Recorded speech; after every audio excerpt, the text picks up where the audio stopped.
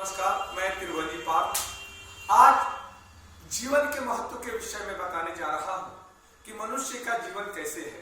मनुष्य का जीवन वैसे ही है जैसे इस डब्बे में भरी हुई सामग्री है।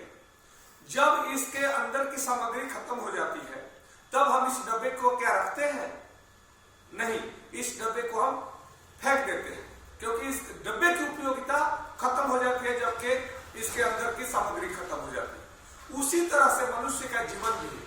मनुष्य का जीवन वैसे ही है जब मनुष्य के अंदर शक्ति, विद्या, ज्ञान, कला, विज्ञान, जब इसके अंदर की शक्ति के साथ में वो खत्म हो जाती है, शिष्टाचार इस शरीर के अंदर जो भरा हुआ है ज्ञान गुण रूपी शिष्टाचार, वो जब खत्म हो जाता है तब इस शरीर की उपयोगिता खत्म हो जाती है। इसी तरह से बुजुर्ग अवस्था में जब आने के बाद ये शरीर को लोग कहते हैं कि यह शरीर अब किसी काम की नहीं रही, इसलिए इस शरीर का अंत होना ही निश्चित है। जैसे कि फल होता है कि फल जब पक जाता है तो स्वादिष्ट होता है और उस फल को खा लिया जाता है।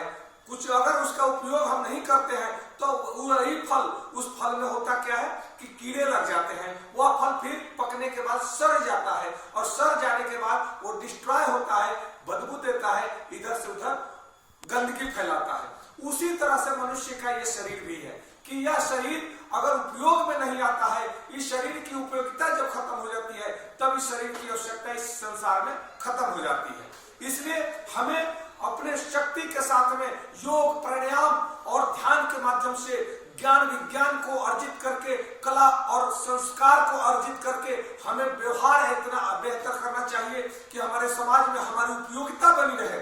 क्योंकि देखिए, जिस दिन इस शरीर की हमारी उपयोगिता खत्म हो गई, इस शरीर का कोई महत्व नहीं है। फिर सब चाहेंगे, पुत्र पुत्री, पत्नी, भाई बहन सब चाहेंगे कि अब यह शरीर जर्जर हो गया या बुढ़ा हो गया, इस शरीर का एक्सपायरी डेट नजदीक आ गया, अब इस शरीर का अंत होना निश्चित है और हो ही जाना चाहिए, अन्यथा यह शरीर सड़ने लगता है और लोग इस शरीर से घृणा करने लगते हैं। इसलिए ध्यान रखें, जीवन में इस शरीर का उपयोगिता तभी तक है जब तक हम इस शरीर को उपयोग में लाते हैं।